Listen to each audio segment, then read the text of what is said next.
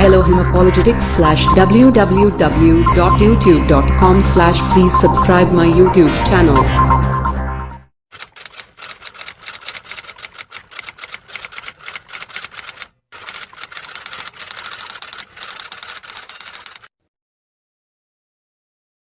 यहां प्रभु यीशु मसीह यूहन्ना को लिखवाते हैं, सरदीस की कलीसिया के दूत को यह लिख, जिसके पास परमेश्वर की 7 आत्माएं और 7 तारे हैं, वह ये कहता है कि मैं तेरे कामों को जानता हूं। मेरे प्यारे भाई बहनों, यहां पर भी प्रभु यीशु मसीह ने अपने आप को अलग तरीके से इस कलीसिया के संदेश में प्रेजेंट किया है। यहां प्रभु लिखवाते हैं कि जिसके पास परमेश्वर की 7 आत्माएं और 7 तारे हैं, वह यह कहता है। तो इसके विषय में भी हम जब इस संदेश का अध्ययन कर लेंगे, तब इसके बाद हम बात करेंगे कि यहां प्रभु ने अपने आप इस प्रकार से क्यों प्रेजेंट किया है। प्रभु यीशु मसीह यहां कहते हैं कि मैं तेरे कामों को जानता हूं, तू जीवित तो कहलाता है पर मरा हुआ है। दूसरे वचन में लिखा है, जागृत हो और उन वस्तुओं को जो बाकी रह गई हैं और जो मिटने को हैं उन्हें दृढ़ कर, क्योंकि मैंने तेरे किसी काम को अपने परमेश्वर के निकट पूरा नहीं पाया। मेरे प्यारे भाई बहनों, यहां पर प्रभु यीशु मसीह कहते हैं कि तू जीवित तो कहलाता है पर मरा हुआ है। तू जीवित तो कहलाता है लेकिन मरा हुआ है, इसीलिए जागृत हो और उन वस्तुओं को जो बाकी रह गई हैं, जो मिटने को हैं, उन्हें दृढ़ कर। तो ये किन मसीह विश्वासियों के नाम ये प्रभु यीशु मसीह ने ये संदेश लिखा है। मेरे प्यारे भाई बहनों, ऐसे कौन हैं जो जीवित तो कहलाते हैं पर मरे हुए हैं? ऐसे वो लोग हैं जो मसीह विश्वासी तो कहलाते हैं, अपने आप को मसीह विश्वासी तो समझते हैं, अपने आप को ईसाई तो कहलवाते हैं, लेकिन वो विश्वास में मरे हुए हैं। वो विश्वास में मरे हुए हैं, आज्ञा पालनता में मरे हुए हैं, प्रभु के वचन को अपने जीवन में लागू नहीं कर रहे हैं, इसीलिए वो विश्वास में मरे हुए हैं। ये ऐसे मसीही विश्वासियों के नाम संदेश है जो मसीही विश्वासी जन्म से ही मसीही परिवारों में जन्म लेते हैं। वो प्रभु को बचपन से ही जानते हैं, प्रभु के उद्धार को बचपन से ही जानते हैं, वो अच्छे से प्रभु के अनुग्रह को पहचानते और जानते हैं, लेकिन फिर भी केवल वो नाम के ही मसीही विश्वासी हैं, क्योंकि वो मसीही विश्वासी परिवारों में तो जन्म ले चुके हैं, लेकिन मसीह के अनुग्रह को अभी तक समझ नहीं पाए हैं, मसीह के लहू के बलिदान के उस कीमत को नहीं समझ पाए हैं, अभी तक प्रभु की सच्ची आज्ञाओं को अपने जीवन में लागू नहीं करने पाए हैं। और ऐसे भी मसीह विश्वासी जो प्रभु का अंगीकार तो करते हैं, प्रभु को अपने जीवन में ग्रहण तो करते हैं, लेकिन प्रभु की शिक्षाओं को, प्रभु की आज्ञाओं को अपने जीवन में लागू नहीं करते। इसीलिए प्रभु यहां पर लिखते हैं कि तू जीवित तो कहलाता है, तू कहलाता तो है मसीह विश्वासी, लेकिन असल मायने में तू मसीह विश्वासी नहीं है, केवल तू नाम का मसीह विश्वासी है। और ज्यादातर ऐसे लोग जो मसीह परिवारों में जन्म लेकर के भी मसीह से दूर हैं। मेरे प्यारे भाई बहनों, वो केवल एक ऐसा जीवन जी रहे हैं जिसे हम कहेंगे कि वो अपने आप को ये सोचते हैं कि हम मसीह धर्म में जन्म ले चुके हैं तो हमारा उद्धार हो गया, और बड़े वो आश्वस्त हैं, बड़े आश्वस्त हैं कि हमारा बचपन में बपतिस्मा हो गया, हम मसीह को जानते हैं, हम ईस्टर मनाते हैं, हम गुड फ्राइडे मनाते हैं, हम क्रिसमस मनाते हैं, हम मसीह हैं, हमारा उद्धार हो गया, और वो बड़े आश्वस्त हैं। लेकिन मेरे प्यारे भाई बहनों, यहां प्रभु यीशु मसीह कह रहे हैं कि तू जीवित तो कहलाता है, तू मसीह ही तो कहलाता है, नाम का मसीह तो है, लेकिन तू असल में मरा हुआ है। इसीलिए जागृत हो, अभी भी समय है, तू जागृत हो जो तू वचन में सो रहा है, तू जागृत हो जो तू झूठी नींद में पड़ा हुआ है, जो तू सोच रहा है कि मैं मसीह विश्वासी हूं और मेरा उद्धार हो गया, लेकिन तू मरा हुआ है। तू जागृत हो वचन की आज्ञा पालनता में, तू जागृत हो अपनी आत्मिक सेवा में, और उन वस्तुओं को जो बाकी रह गई हैं।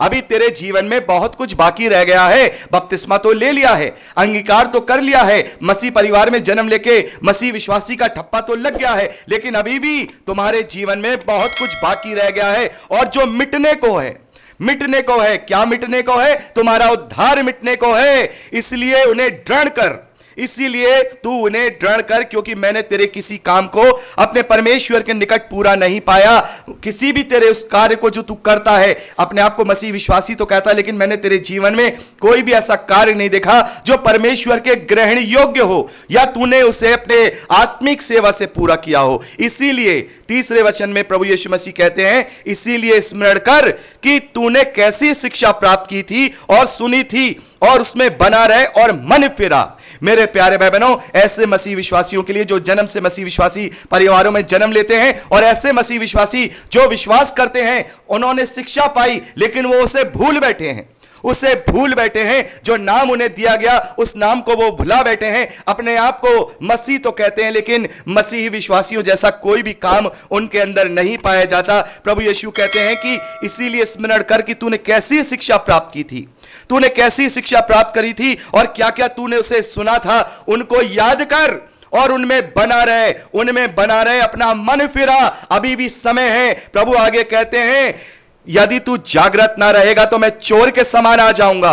मेरे प्यारे भाई बहनों, पौलुस कहते हैं कि हम ज्योति की संतान हैं, इसलिए प्रभु का वो दिन हम पर चोर के समान नहीं आएगा, बल्कि हमारे लिए वो दिन स्वागत के समान होगा। लेकिन जो लोग जागृत नहीं हैं, जो लोग अपने आप को मसीह विश्वासी तो समझ रहे हैं, लेकिन जिस दिन मसीह यीशु आएगा, जिस दिन प्रभु यीशु मसीह आएगा, उस दिन उन्हें पता लगेगा कि वो सोए हुए थे, क्योंकि बाकी तो उठा लिए जाएंगे। वो यहां पर अपने आप को इस धरती पर अकेला महसूस करेंगे और वो तब ये जानेंगे कि हम तो केवल नाम के मसीह विश्वासी थे, हम तो ये सोच रहे थे कि हमारा उद्धार हो गया, लेकिन असल मायने में हम तो उसके ग्रहण योग्य थे ही नहीं।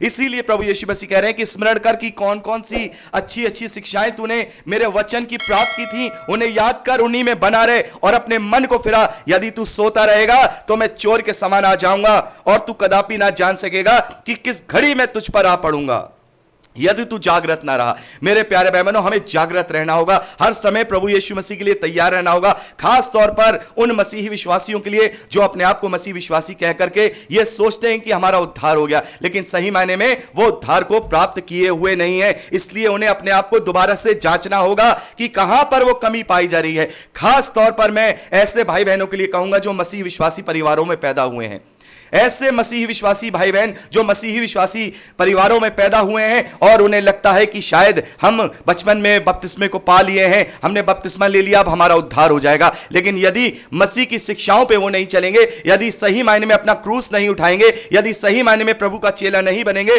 तो कदापि रूप से वो उस दिन के लिए तैयार नहीं रहेंगे। और प्रभु कहते हैं कि मैं उन पर चोर के समान आ जाऊंगा और वो कभी भी नहीं जान पाएंगे कि मैं किस घड़ी उन पर आ पड़ूंगा।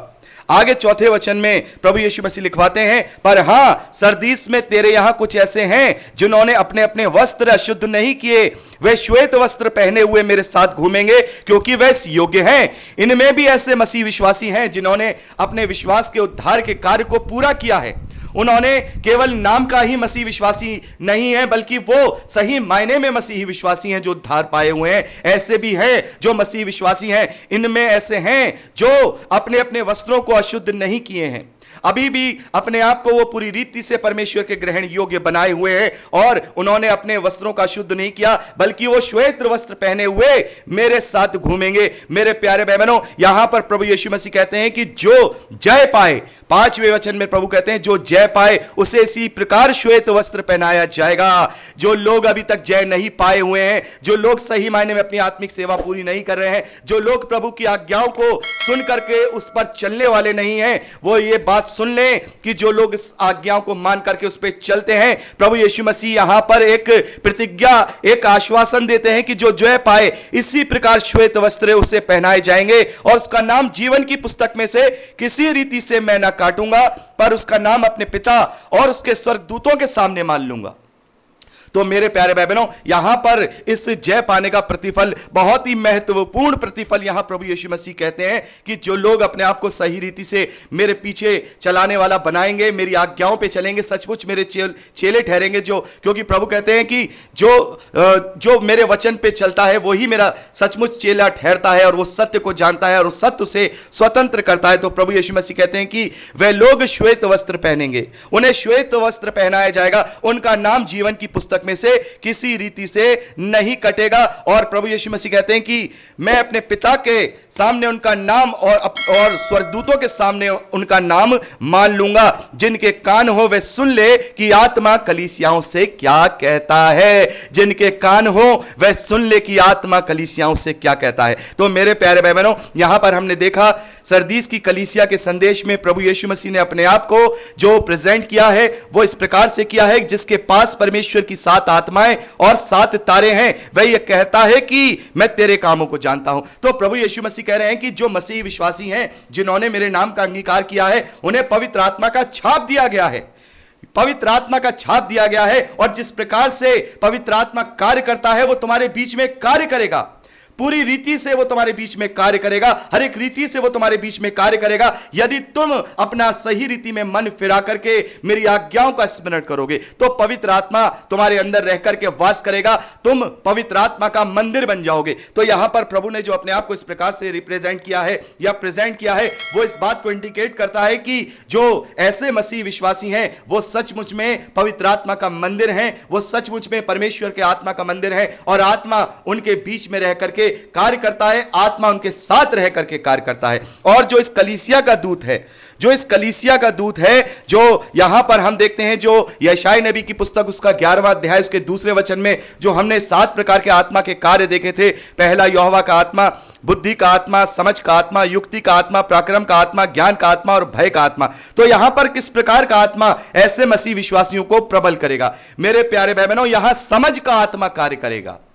समझ का आत्मा, हमें समझ दी जाएगी कि हम कैसे प्रभु यीशु मसीह के आज्ञा को अपने जीवन में फॉलो करें, उसे पालन करें, हम कैसे वचन को अपने जीवन में लागू करें, इस बात की हमें समझ दी जाएगी। समझ का आत्मा